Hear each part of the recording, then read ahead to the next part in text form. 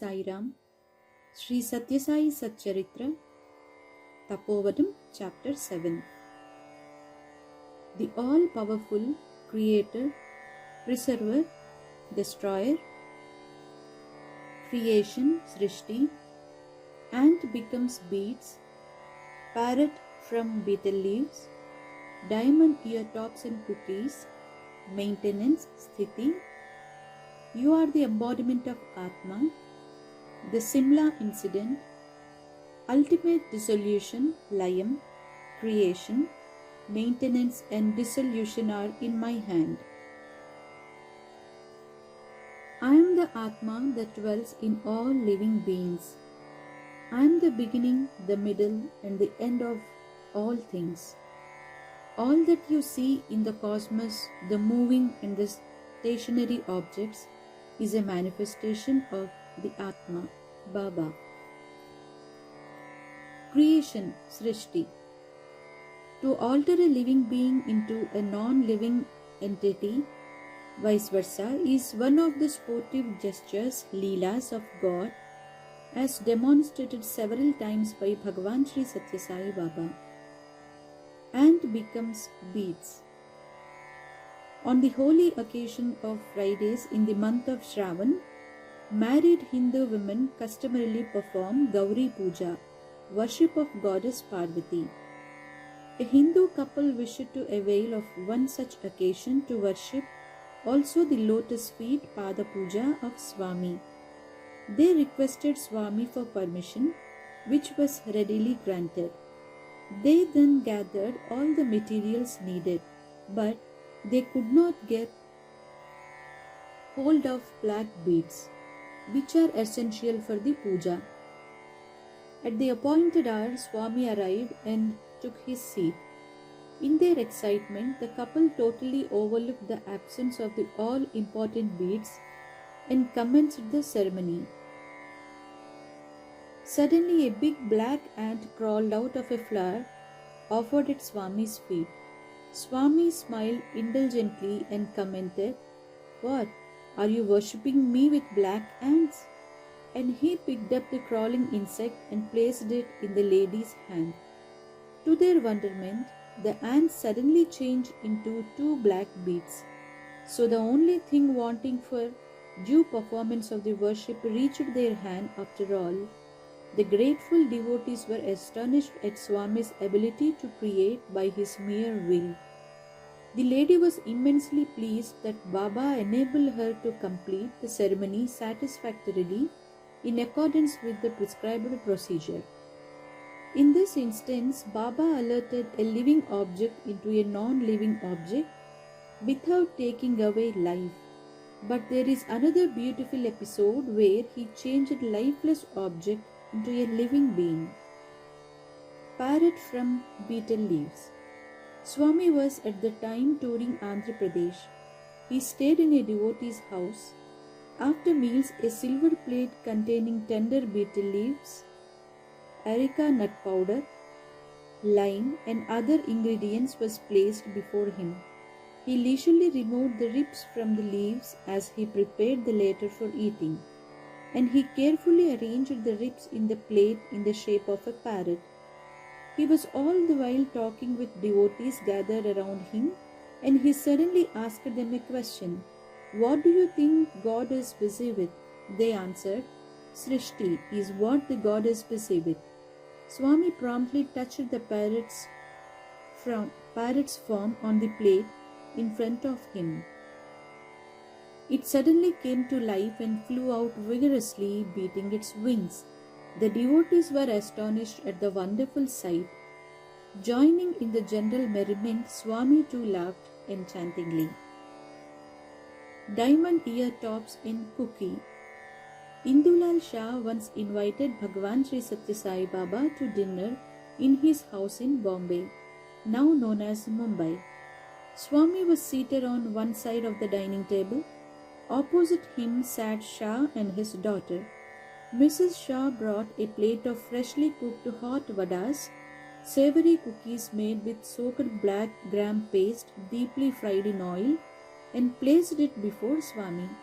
He picked up one of them and placed it on the plate of Shah's daughter and told her to break it into two before eating. When she did so, she found a diamond-studded ear top in each piece. All of them were thrilled. Swami himself put them one each on the girl's ears.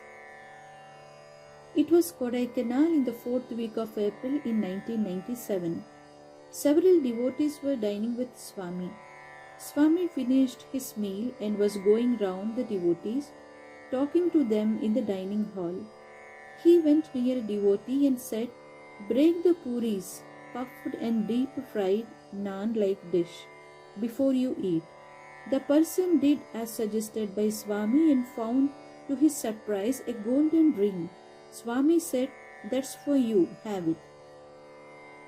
Everyone was pleasantly surprised. Anil Kumar was also there eating puris. Swami asked him to eat fast. "Swami, who knows what have you put in which puri?" said Anil Kumar. He further added, "So I am checking every puri and I am eating carefully." Everyone had a hearty laugh at Anil Kumar's words. In every such event, the issue is not what has been created out of what. It is Swami's will that matters. That alone is the central factor, the cause as well as the effect. Swami once declared, "What I will happens, what I order materializes." Maintenance, sthiti. On the occasion of Trai Swami's residence at Brindavan, Swami invited Brigadier S.K. Bose to address the assembled students and staff. The Brigadier spoke mostly about the lessons he had learned at the feet of Swami, concluded his talk and approached Swami to touch his feet. Swami did not allow him to do so but asked him, "Why did you make no mention of what happened on that Dasra day?" Brigadier Bose replied, "Swami, what should I say about it? I am merely an instrument in your sublime hands. I do not have any individuality of my own. I can never forget that you restored me to life that day. I am ever grateful to you, Swami. I cannot describe my indebtedness adequately in words." After that, Swami granted him the privilege of touching his feet. As Brigadier Bose slowly moved to his seat, Swami told members of the staff, "That day Bose was indeed dead. I brought him back to life. He has still plenty to do for me." 2 months earlier, Swami had entrusted to Bose the work of laying a 12 feet wide concrete strip around the mandir. He also directed that it should be completed before the beginning of the Dasara festivities. The job took 25 days at the rate of 12 hours of daily labor. Many a devotee participated in the labor of love and devotion. After finishing the job on time, Bose attended every evening discourse that Swami delivers customarily during the Dasara celebrations spread over 10 days. On the final day, Vijayadashami, Thursday, 20th October 1988, he was suffering from high temperature. Nevertheless, he made his labored way to the Purnachandra auditorium and sat in a chair close to the dais. Swami commenced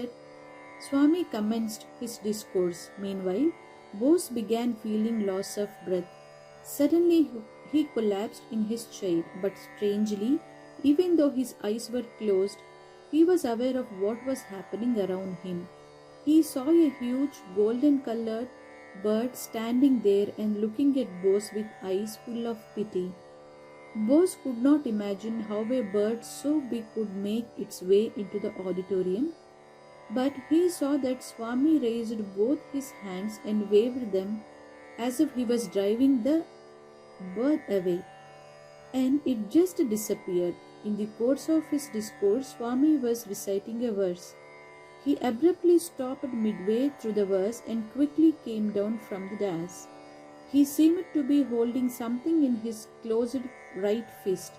As he lifted up Bose by the shoulder with the left hand, Swami patted the back of Bose's head with the right hand. Probably he was holding Bose's life in the right fist, and while patting on the backside of his head, inducted life back into his body. Bose opened his eyes. He was surprised to see Swami standing close at hand just by his side, that too on the holy Vijayadashami. Wanting to touch Swami's feet, he extended his hand. Swami told him to get up and stand, but Bose continued to sit, offering salutations to him. Swami patted on his back to give him strength. He told him, "Stand up, come on to the dais and take your seat near the door." Bose obeyed. Then Swami resumed his interrupted discourse and went on speaking for a full hour. The lifeless face of Bose steadily and gradually acquired the glow of life within that hour. About 2 months later, the sports day was being celebrated in the Hillview Stadium. At the outset, Swami hosted the game's flag. Bose was present there and was thrilled to see on that flag the image of the celestial bird, Garuda, the vehicle of Lord Sri Mahavishnu.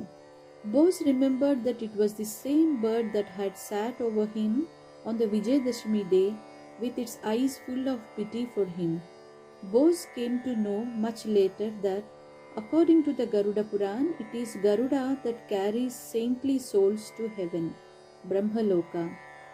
Brigadier Bose was referring to this episode when he humbly pleaded with Swami that Bhagavan had restored him to life and that it was beyond him to find words to describe his gratitude to him. "You are embodiment of Atma." Baba once elucidated the nature of Atma and its relationship with the constituents of the physical body like limbs, organs, senses, mind, intellect, etc. The essence of what he said is briefly given below. Mind, manas; consciousness, chitta, awareness; senses, indriyas; all these join together to give full shape to body. But Atma is not the combination of all these things. There is Atma in the body, there is Atma in the mind, and there is Atma in the consciousness and the senses. All these function under the different direction of Atma. This can be illustrated by a simple analogy. A car has steering, clutch, brakes, and several other parts. Does each of them function by itself? When one travels by car, does his horn blow on its own? Does the steering move on by itself? Obviously not. There is a driver behind all these. Likewise, body is the vehicle and Atma the driver. The driver makes the eyes see, ears hear, the mouth speak. It is only as long as the driver is present that the various parts perform their allotted functions. Once the driver abandons the body, the very same eyes can no longer see, the same ears cannot hear, the same hands can do nothing, the same mouth can talk no more. All the organs and parts become non-functional. Earlier, all these were made to work, to function by a master, the Atma. As long as that master remains in it, this body is Shivam, divine, auspicious. When he leaves, it is but a Shavam, corpse. If we deeply ponder over true identity, as Swami repeatedly suggests, we will soon realize that we are but embodiments of the inner self, Atma, and that the parts, organs, and other constituents of this earthly body are merely instruments and by no means that inner self. The Simla incident. Here is yet another instance of the suprahuman divine power of Bhagavan Sri Satya Sai Baba. Once Sri Satya Sai went to Simla along with some of his devotees. Swami Karunyananda too was in the group. The trip saw an unbelievable event. It was evening when the party arrived at their lodging in Simla. At about 6:30 p.m., as darkness approached, a 2-year-old boy died in a house in the town. The parents were grief-stricken. Seeing their agony, a friend advised them, Sri Satyasai Baba is now in town. Take your son's dead body there, place him at his feet and beg for mercy. The distraught parents wrapped the dead body in a piece of cloth and took it to Baba. Heartbroken with grief, the mother laid the dead child at Baba's feet and wailed, Swami, please bring him back to life. Wake him up to life. As the poor woman was crying, the ever-merciful Bhagavan cast a compassionate look at the dead body. The boy suddenly came to life and began crying. The tears of grief and desperation of the parents turned to tears of joy. They washed the lotus feet of Bhagavan Sri Satya Sai Baba with their copious tears. The devotees too were overjoyed and immensely moved at this miraculous happening and hailed the glory of Bhagavan with resounding cries of Jai Sai Ram, Jai Sai Ram. Ultimate dissolution, Layam. Karanam Subbamma was a blessed soul who cared for Swami when he was a child and was known as Satyam and loved him as if he was her own son. As the ever-swelling crowds of devotees arrived to have his darshan, the lady cooked meals and fed them. Through endless service to Swami and his devotees, she used to feel that her life's mission was fulfilled. When Prashanta Nilayam was being built, Swami told her one day that she would live for only one more year. Though somewhat taken aback, she pulled herself together and devoted herself with more sincerity and devotion to Swami's service. Her health was slowly deteriorating. Kith and kin of her natal home took her to their village to look after her, but she could scarcely endure separation from her beloved Swami and returned very soon to Puttaparthi to do as much service as possible despite her poor and deteriorating health. Time passed. Some devotees came to Puttaparthi to invite Swami to their place. Before leaving Puttaparthi, Swami promised Subbamma that at the time of her demise, he would make it a point to reach her and place holy Ganga waters in her mouth. Soon after Subbamma passed away, some of the villagers recalled Swami's promise and talked about it mockingly that Swami did not keep his promise of offering holy water to Subbamma before her death. At that moment, Bhagavan was among his devotees in a far-off place near Tirupati. He set out for Puttaparthi, telling them that he had to go to Puttaparthi urgently. On his arrival, he was informed that Subbamma had breathed her last several hours earlier. He found Subbamma's body already with ants crawling all over. He announced, Subbamma is not dead, she is still alive. But those around insisted that she had stopped breathing long ago, that she had indeed died, but that they were nevertheless keeping the body only for Swami's arrival. But Swami reiterated that Subbamma was still alive. He came close to her and called out, Look, Subbamma, I am your Swami, I have come. And to the consternation of everybody around, Subbamma opened her eyes wide. Tears trickled out of her eyes. The onlookers were dumbstruck. Swami tenderly touched her lips with his fingers, and the cool waters of celestial Ganga flowed out of his divine fingers onto the parched lips. She lapped them up and swallowed. Her face was aglow with indescribable satisfaction and happiness. She touched Swami's hand softly as she closed her eyes for the last time. Swami knows perfectly the exact moment of everyone's death. Creation, maintenance, and ultimate dissolution are within Swami's absolute control. That is why he is God himself. Creation, maintenance, and dissolution are in my hand. Swami was once conversing with devotees in his interview room. He showed them his palm and asked what was there in it. Somebody answered that there was nothing there, but Baba said in all serenity, This empty hand holds everything. When he closed it and opened it a moment later, there was a locust there. Wonder of wonders, there was also a tiny leaf to serve as the insect's food. The locust was actually feeding on it. In a little while, Swami closed his fist and opened it to reveal that nothing was there. The devotees present in the room could not believe their eyes. Through this incident, Swami revealed to all of us, ignorant as we are, that creation, maintenance, and dissolution lie in his control. This incident took place about 30 years ago. Bhagavan explains his divinity in a few pregnant words. He declared Bha denotes creation, Ga denotes protection, and Va denotes ultimate dissolution. He who embodies these three supreme powers is Bhagavan. Herein lies the sublime secrets of my essentiality. Om Shri Satya Sai Parabrahmane Namaha. Shanti Shanti Shantihi.